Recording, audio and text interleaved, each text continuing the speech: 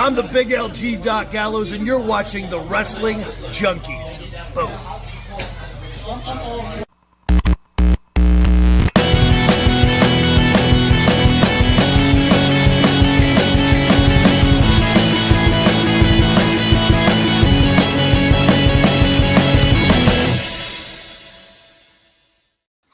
What's going on, guys? Welcome back to the Wrestling Junkies Podcast. I'm Mr. Cincinnati. As always, I'm joined by that handsome devil, the podcast dad, Choops. How we doing, bud? I'm good. Have you seen the new trend going around? Because I'm ready to ask you. There's a new trend? Yep. You ready for the question? Okay.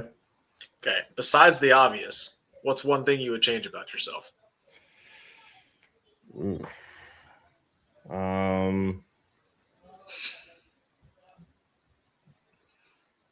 My golf handicap. Okay. Fair enough. Which I don't know how to calculate it, but I know it's gross. So Mr. Cincinnati didn't get the joke, but it's okay. I fact checker. I did not, no. Okay. You want me to ask it again? I mean, if you want. Besides the obvious, what would you change about yourself? Is it the sweatshirt or? Supposed to ask what's the obvious, dipshit. Okay. Well, I mean, come on. I've known you long enough, and you've read me to filth on this show for years that I'm kind of just used to it at this point.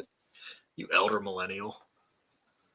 Okay, so hi to you too. This got off to a really weird note here. I was trying to have a great time. Sorry. Here, run through the socials. Well, yeah, apparently. See, yeah, exactly. Thank you, fact checker. Just boom.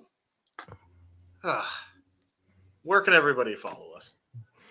You can find us on X, TikTok, and we're live on Buzzer right now at Junkies Pod. Give us a follow. Like us on Facebook. Follow us on Instagram at Wrestling Junkies Pod. But most importantly, please do us a huge favor. Subscribe to the YouTube channel. We're having so much fun over here, dude. Here we are, 500 plus episodes. We're hanging out with our friends, talking wrestling, and just having a good ass time here.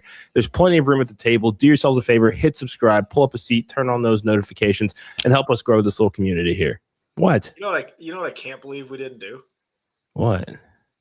We did something real big and special for 500. You know what we didn't do? What didn't we do? Something special for 513. Oh, yeah. That'll happen. Whoops. All right, well. We'll do an episode on May 13th next year. May 19th. Shout out to, that's a deep cut for those fans out there. Shout out to the Main Event Network. Go follow them. Doing a lot of fun stuff over there. Body Slam, you can check us out there tomorrow. We will be doing a podcast there at 7 p.m. Yes, we hang out will. with us there. And then Mr. Cincinnati is a bit of a journalist, so please go check out The Scrap.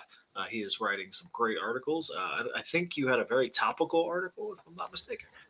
Yeah, today it's about the signing of Danhausen. And again, this is one that no one understood, but WWE looks like a genius right now for everything that has turned out to be in their favor when it comes to the Danhausen effect. So deep dive on The Scrap. Yeah, and he was great last night on Raw. I love the segment. Oh, yeah. Fact checker said that there was one that I saw this online. There was one that did make the air as well. Where Dom and JD try to have him curse Oba. Yeah, no, the Liv Morgan one was funny because Liv's obviously trying to flirt with him, and she takes off the jacket. He's like, "Well, I hope you paid for that." I'm like, this guy just gets it. He just gets it. Just gets it. Happy Tuesday, Hugo. I'm in control today. Relax. I'll run the background today. Come on. All right. Excuse me. We can take turns. So yeah, we got a little bit to talk about here. I know we're gonna get into the Raw preview here. So Eric Andre gets obliterated. Be the Raw review, not the preview. Sorry. Come on. Hey, wake up! Wake up!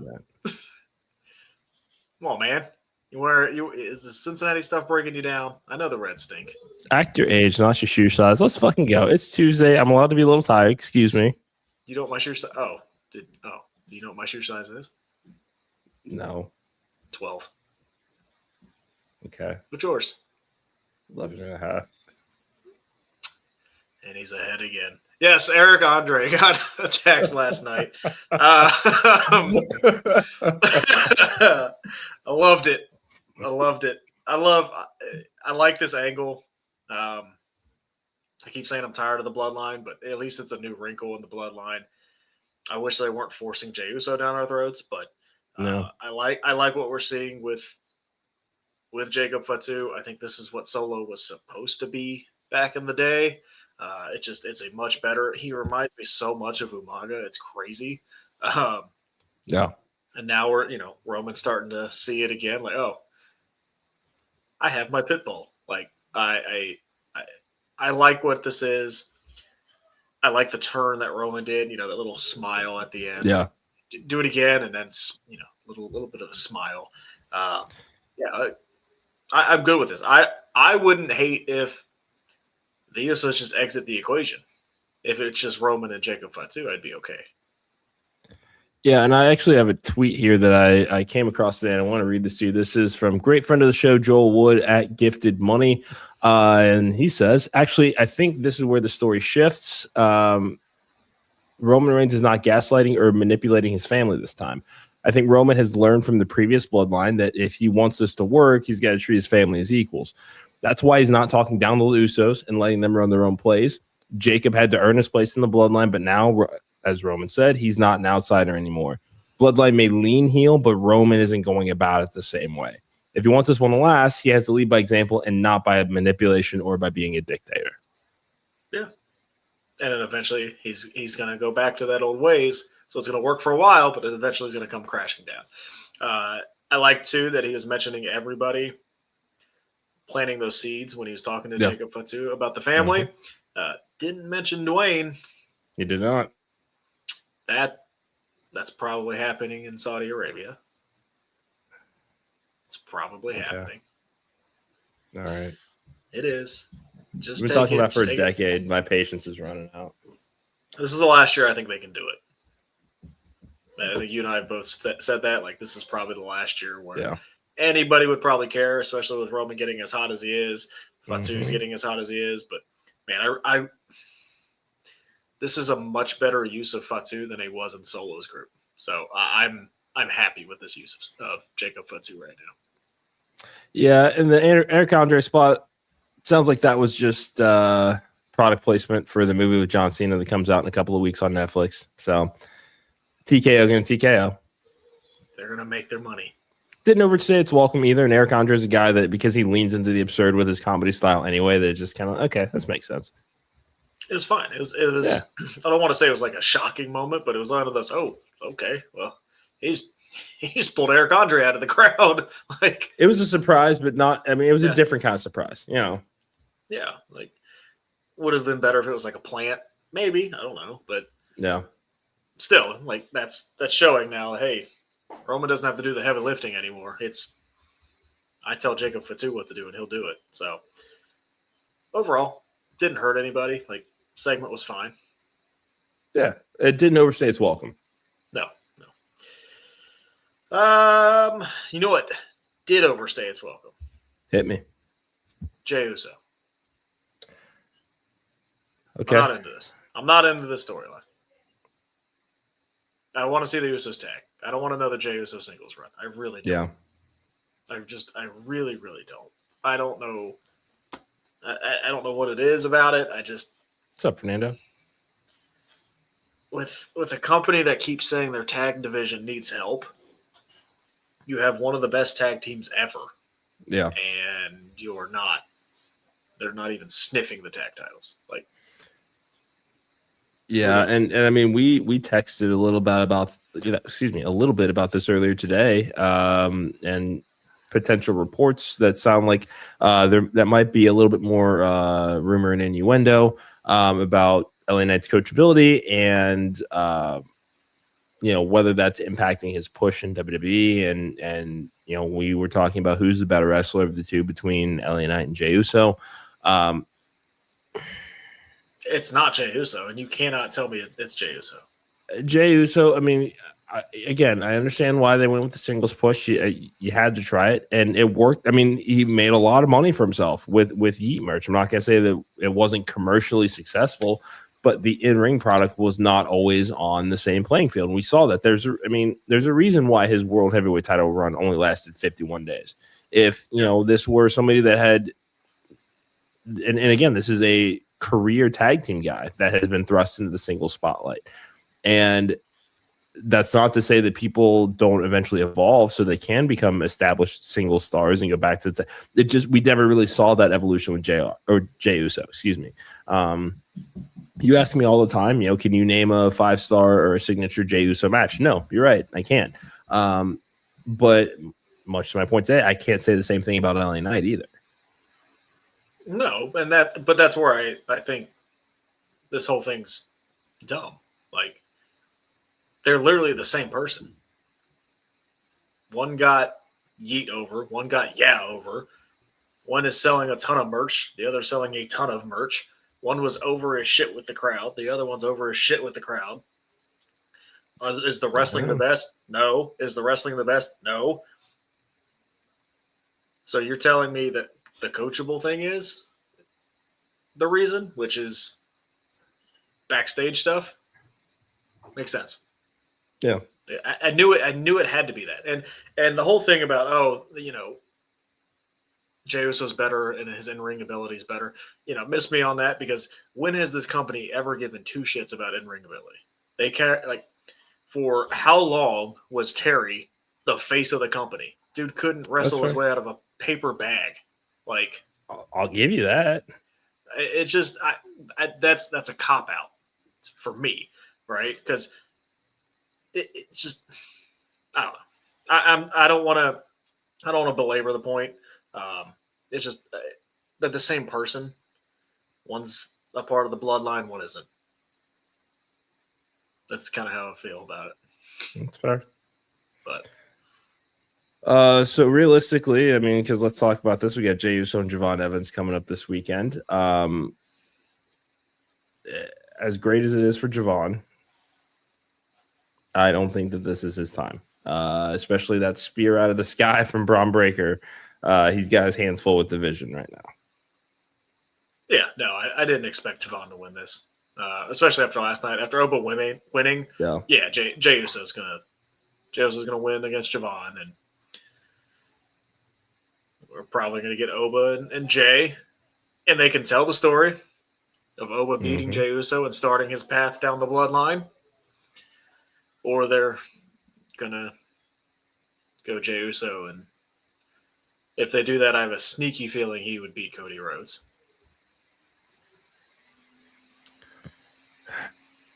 And there'd be a bit of a power dynamic in the bloodline. Again. It's just, yeah, and this also goes back to Cody Rhodes again, just not feeling important. Yeah. Yeah, it's not doing anything for me right now. And again, face of the company, he's moving merch, and face of the company shakes hands, kisses the babies, all of that. It's all just fine. I think I saw a tweet. He passed 100 days as champion. He's had 2 defenses on TV. Mm-hmm. Yeah. Which I don't need a Darby Allin run, right? I don't need that.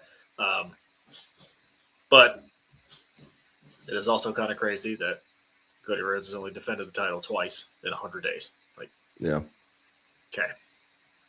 That just tells you creative has nothing left for him to do. Yeah. Something has to change.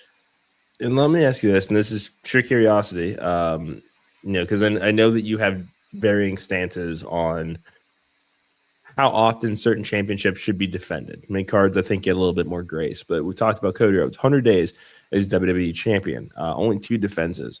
In your mind, if you've got the pencil, how many title defenses would you have had Cody, compete in 100 days already?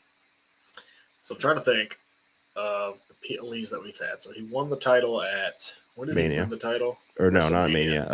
No, SmackDown. So he won it before Mania, correct? Yeah, he was. Yeah, so he won. So, champion going in, retained at Mania. So defended it at Mania. Wasn't on Backlash, but that was more of maybe an injury. and kind of getting him cleared because of the potential concussion issue. Let's see. Clash. Wasn't on Saturday night's main event. Probably would have put him on that or something. Yeah. I mean, anything. And then, he defended it at Clash in an 11-minute match. Like, I don't know. I probably would have said 3 or 4 in 100 days. Like, give me something on TV. I know I'm not the big proponent of that, but I also don't like when your champion's just stagnant either. Like, especially when he's a babyface and he's has the same thing as kind of a Darby Allin is I'm a fighting champion, all that good stuff. And I can't have it both ways, right? So I would want to see him defend it at least maybe 4 or 5 times in 100 days. Like, just do something on TV. Just go out there and say, I want to fight or something. Just open challenge. I don't know. It just something needs to freshen him up. And I think everybody knows what it should be, but I don't think they're going to do it, which is concerning. Jey Uso versus Cody Rhodes just does not feel like a SummerSlam main event. It's like I think I said that already. That's match. An opener. Yeah. But that's any Jey Uso title match, I think. Yeah. I mean, we've seen him try to main event. He did try to main event a SummerSlam once, and did not go well. Not very. No. Would it be more exciting if it was Jey Uso and Randy Orton? Would it be exciting if it was Jey Uso and Drew McIntyre? I don't know. Yeah, but Drew's not expected back anytime soon. But this just it kind of goes back to you got to push somebody now. Like, you got Braun Breaker, you got Obafemi. Like, start pushing the new guys. Like, hell, Chad Gable, who looked phenomenal last night. Yeah, that's the Chad Gable everybody has been waiting for years. Mm-hmm. All roads, it looks like they lead to Minnesota. I mean, this is smacking him square in the face. This is and this is another one of those, you've capitalized on Danhausen. Now it's time to capitalize on El Grande Americano. You're doing that in AAA because he's going to go on and have the Triple Mania story. It is going to be just the king of Mexico. Chad Gable running the mid card with established challengers in Penta, Javon Evans, Ethan Page, Rusev. That, I mean, the rest of the year for the IC title at this point is booked, set in stone. No matter what you do with any combination of these guys, there's your picture for the rest of 2026. Let Chad Gable be that guy. Yeah, just let him go out there and have bangers. Yeah. Let him go out there and do his open challenge. Like, Rey Mysterio will probably be added to that list because he probably wants to wrestle Chad Gable after this, after having seen the respect he has earned for luchadors. I mean, just the luchadors alone. Give me, Rey Mysterio, Rey Fenix, Dragon Lee, Penta. Like, there's 4 matches right there. And you can go Javon Evans. You can go Ethan Page. You can go Rusev again. Like, that was a fun match. Hell, throw Jey Uso in there. I don't care. Brady, I just don't see him doing it. I just don't think he's not ready for that main event spot yet. He's not main eventing SummerSlam. Yeah, and especially because we're not seeing him in those types of segments on Monday Night Raw. He's not necessarily mixing it up with top talent. I mean, last night he was mixing it up with a returning Logan Paul, Mm-hmm. Look, do I think there's a bright future? Hell yeah. For sure, yeah. He's not like Obafemi right now. He's not like a Trick Williams where I'm like, come on. He's not like a Braun Breaker where I'm like, let's go. So Javon will get there. We've come a long way since he debuted during a commercial. So yeah, we're moving in the right direction. But hell, LA Knight and Cody Rhodes, I'd take that. That would be a fun match too. This is just playing on all the history that's already there. Because I mean, that's Papa H. He's a student of the game. He likes those Easter eggs and going back to stuff. And it's like no one is really. I mean, there's no one that's clamoring for Jey Uso versus Cody Rhodes. I'm certainly not. No. And speaking of that match, Oba did advance. Mm-hmm. How did you feel about that match? It was fine. Did you not like it? It was fine. Like that's it. Just I don't know. It wasn't Obafemi's best match. I mean, you do the Dom chopping him down a little bit and all, like it worked. But it just didn't. It wasn't anything like we had seen with other open night singles outings, I guess. Yeah, I mean, I think they were trying to do their best to protect Dom a little bit. He is, the AAA heavyweight champion. So, for sure. That's also a good point. Yeah. I think they're trying to protect that until they're ready to make that change. Also, like, Dom hasn't been doing much anyway, so yeah, I don't know what they're protecting him for, but I think they're trying to do it a little bit. Sorry, that caught up on me. That's all right. Yeah, the match was just fine. You got to expect not every Obafemi match is going to be great. That's also true. Yeah, you're right. And it's limited TV time on Raw, so I'm still very in, and I'm not saying you aren't, but yeah, this was the first match of his where I'm like, oh, okay, it's fine. Yeah, it was fine. Yeah. What I really, really liked, was the promo afterwards, because they threw some logic into it. Mm-hmm. With Oba going, "Hey, Brock, I know you're watching, and I know you're probably going to try to interfere in some of these matches. Come on down, and I'll kick your ass again." I'm like, perfect. Like, finally, the babyface just doesn't look like an idiot. Yeah. Like, this guy's just badass. And, dude, it's here, right? I don't think it's all the way up yet, but they might be doing that 2-night thing. They might. I think again, another one of those stories that's just standing you square in the face. This is the chance to, because we always talk about WWE resetting the deck. I mean, new era, like all this stuff to show that there's a transition or a change. But look at the talents we found ourselves talking about on Raw last night. Chad Gable being one of them. The importance of Danhausen. Chad Gable returning the IC title picture. Obafemi, a guy you can cement as a main event monster when you are missing a Randy Orton, a Drew McIntyre, a Kevin Owens, major a CM Punk, a lot of major baby faces. They're just not around right now. Obafemi is that guy that has that aura and that presence that can stand with the best of them on any given night. Again, there's no way to show more faith in your future than title versus career against Brock night 1, take the title off of Roman or Cody night 2. At this point in time, as we look at both of our world champions, Cody Rhodes is expendable as far as losing the title at SummerSlam. I'm just not into it anymore. Something needs to change with Cody Rhodes is where I'm at. He's not immune to losing the title at SummerSlam anymore. Yeah, there's not anything. He's not doing anything right now where he has to keep the title in order for it to advance. Interesting take here, Kevin.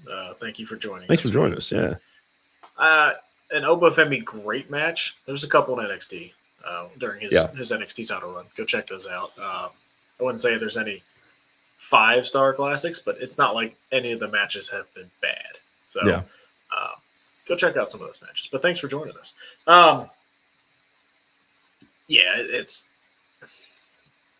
I don't know how they would do Oba and Cody. That dynamic just seems off. Sure. One of them has to be heel, and you're definitely not turning Obafemi heel.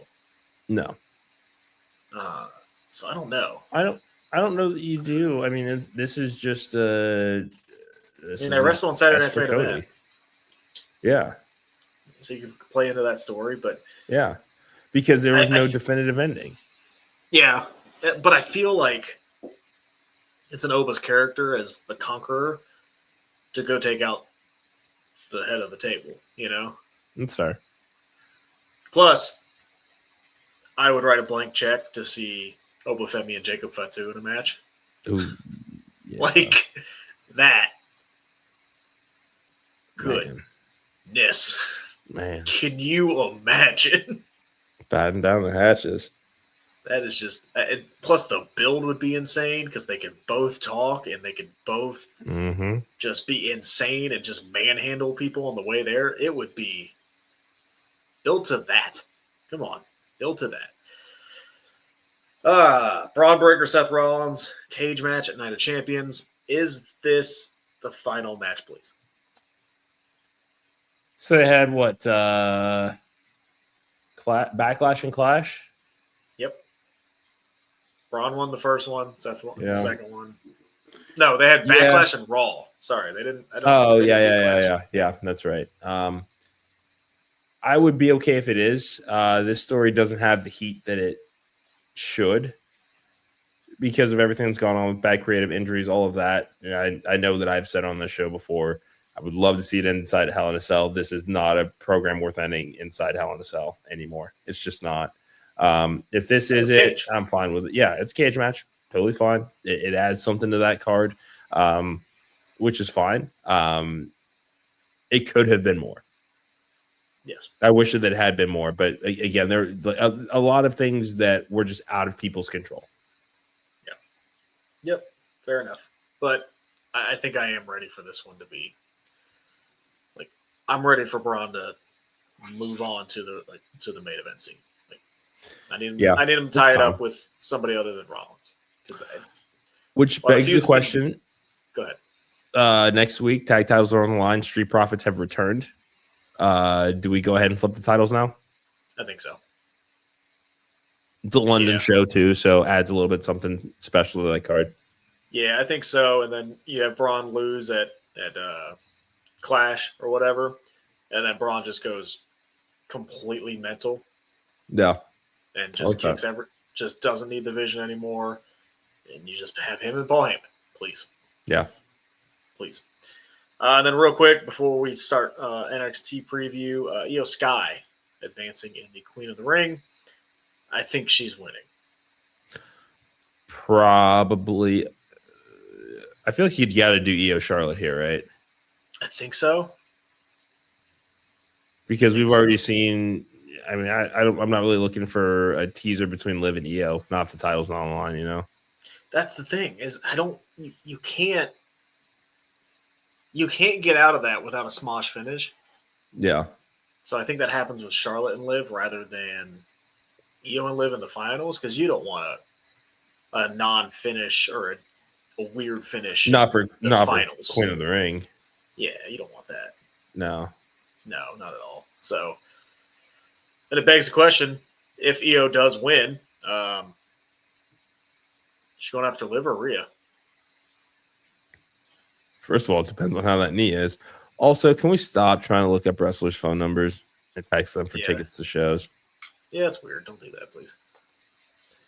Be nice. Be normal. Those are the fans that are going to ruin it for everybody else. No, they already are. But don't do that. No. All right. NXT tonight. Big night for NXT, actually. Is it a new era? We have... No. It's a big night for you. Because Natty is wrestling.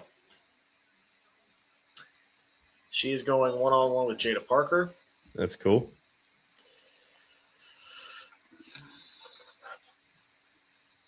Are they going to do this, or is Jada Parker going to win? Then we're going to be done with this.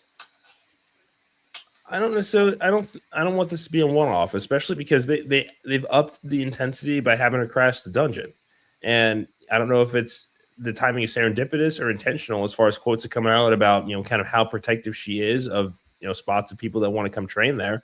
That it is kind of one of those by a very super secret invite only, like putting over guys like Ilya Dragunov and Dawkins is always there, and people that she really praises and enjoys seeing there and putting in the work to keep their spot there.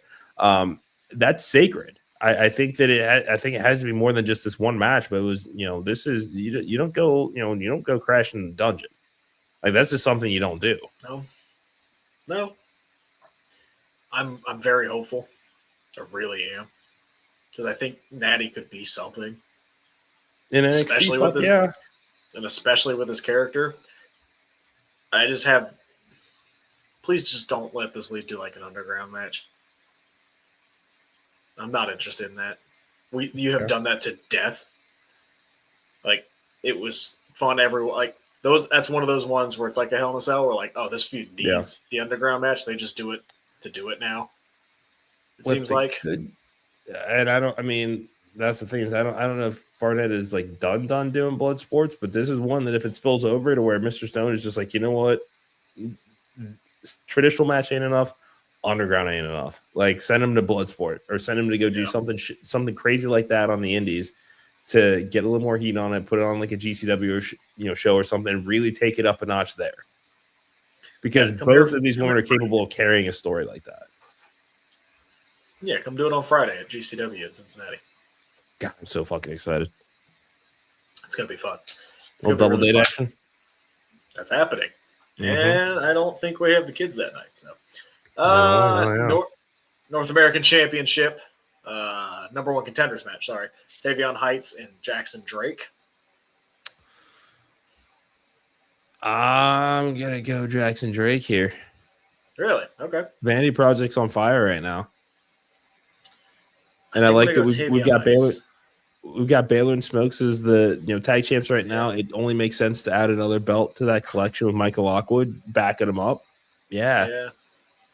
I think that history is there at Tavion Heights. So it is for sure. But yeah, no, I'm just that would be Vanity Project's over as hell. Yeah, you're not wrong. The Women's Speed Championship tournament starts tonight. Ariana Grace takes on Layla Diggs, and Izzy Dame will take on Thea Hale. We go Izzy. And you said Layla Diggs taking on who? Ariana Grace. Give me Ariana Grace, just because I think that if you got both of them as speed champions in birthright, they'll be fucking insufferable. Yeah. And that's what you need out of that group. Yeah. We still have faith in the birthright. It ain't over till you're underground. I know. Fun fact, and you'll get some bonus points if you can tell me who the women's speed champion is. That is Ren Sinclair. Oh, we got it. Good job. Good job. And then Tony D sits down with Naraku tonight. This is still just kind of odd. It's the I want you healthy for this title match. But like, you're gonna go into title fights beat up sometimes. Because he's still defending the title. Not if you're Cody Rhodes, but he doesn't even wrestle. When was the last time Cody wrestled? Clash? It's been what, 2 weeks since? Yeah, probably. Yeah. So he's done Clash and Mania. Yeah. But again, not all of that is fault though. I mean that was a pretty nasty injury. No, but that's a nice schedule. That is a nice schedule. Yeah, I don't know what this is going to be. Yeah. I'll be interested to see the presentation. Like, is this a pre-tape? Is this in the ring? Like, is this kind of that JR sit-down interview kind of deal? Like, what is this? Yeah. I'm interested to see what it is because we've seen them lean into the Japanese characters before and do it in their setting and that kind of thing. So is that happening? I don't know.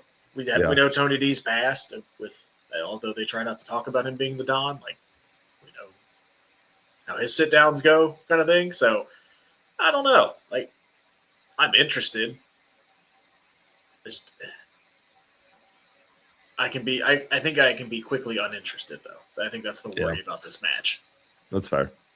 I get that. I think at this point we're kind of just like, because Naraku was expected to kind of be that next major main eventer, and that's the thing is because Mason Rook literally came out of nowhere that it's now just like, oh damn, okay, I'm gonna pick him.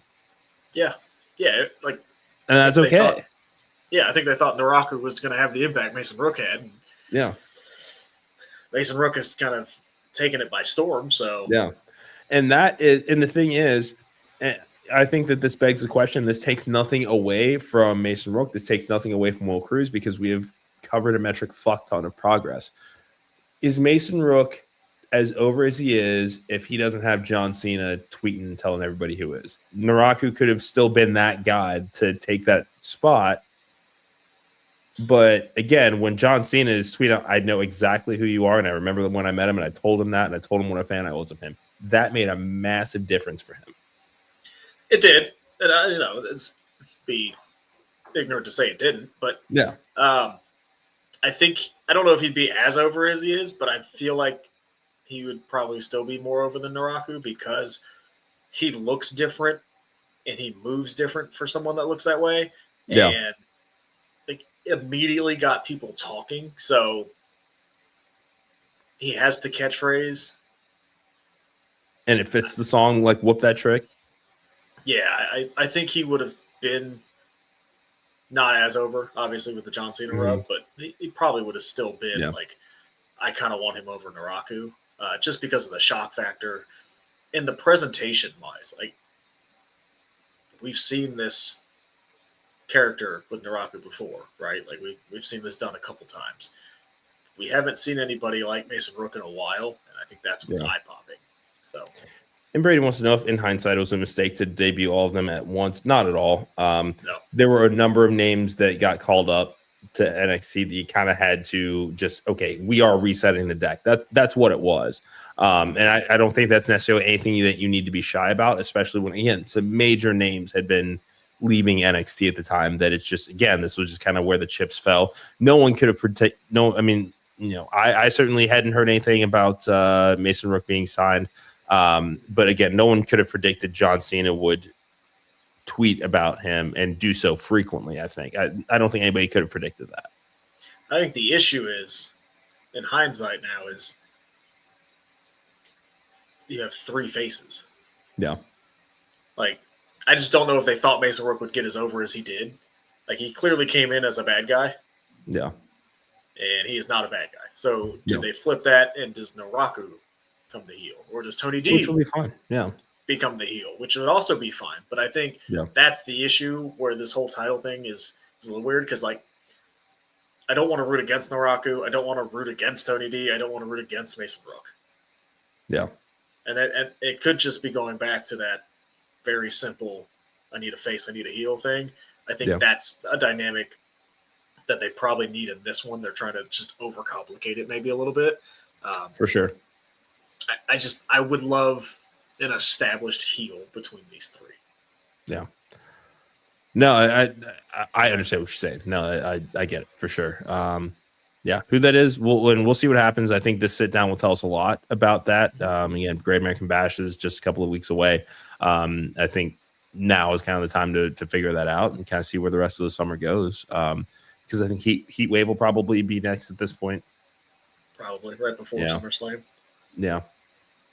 I would hope so. Before we get out of here, just because we texted about this today, Tessa Blanchard has asked for and been granted her release from TNA. Certainly not without controversy. If you are TKO or Tony Khan, are you kicking the tires on Tessa Blanchard? I think Tony Khan technically is. Isn't he? Aren't they partners with CMLL? Oh, yeah. I mean, I don't know the extent of the formalization of the partnership. Yeah, I mean, we saw a bunch of them on the CMLL on the Collision table. Yeah, last week. Yeah. And they did Ring of Honor. So, I obviously she does have a ton of controversy, but anytime she does something, it's noteworthy. TNA probably for the better. But you could say that with WWE too. Like, she was in TNA that whole time, and WWE never once brought her name up. And there were plenty of opportunities too. I mean, she's someone that could have easily crossed over and worked Kalani, JC Jane, Tatum. Yeah. And I don't think ever mixed it up with any of the NXT talent. So no, they kind of just kept her away. Yeah. Maybe Tony does the same thing. Like, she just has a lot of bad publicity. Maybe just let her do her own thing, and we'll keep you to the side. But that's talk about a fumble. Yeah. I just think they're going with that original story. I think they had it in their minds. They wanted Naraku challenging for that title first. They just didn't. I don't think they expected the reaction from Mason Rook. So yeah, which is okay. I mean, that's they at least know that they have something that they can work with now to incorporate to expand the story. And I mean, all these guys are going to shine.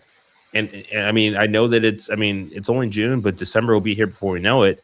Iron Survivor. I mean, this like throughout the year, because again, the way that they make such a big deal about getting the legends and superstars to come in to make picks of who's going to be in it, they are, at least in canon, looking at a talent's entire 2026 to see if they're deserving of this opportunity. Yeah, it's only been a couple of months for Mason Rook, but if for some reason he is not NXT champion by December, he's the first one on the list. I don't see how you don't put him in a match like Iron Survivor.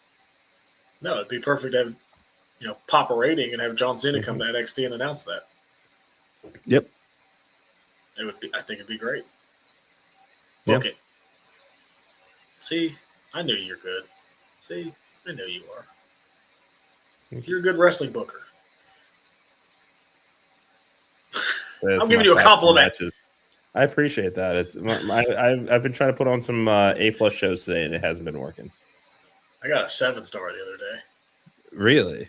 A 7-star match, not a card, but I think it was Bret Hart 96 and Steve Austin 99. So, okay, which I like that a lot. They were good when Steve wasn't at his height. So yeah, imagine that. But no, it's a fun game. It's a really, really fun game. Hey, thanks everybody. That table's back there. I don't know if there's any chairs back there, but bring your own chair. They're just gonna stuck there. But yeah, there's plenty of room. Is it BYOC? Bring your own chair. Yeah. Ooh, t-shirt. Plenty of room at the table.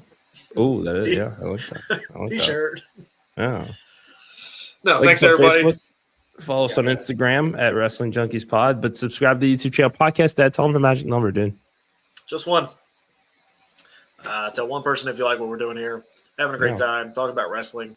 Hey, check us out on Body Slam tomorrow. Tell the one person today, hey, subscribe to that YouTube channel. There'll be a Body Slam tomorrow. How cool is that? But yeah, come join us, hang out. If you like wrestling, hop in the comments. We want to hear you. Big facts. Thank you once again to everybody. That is the podcast, Dad. I'm Mr. Cincinnati. Until tomorrow night on Body Slam, we're the Wrestling Junkies Podcast, and enjoy those graps.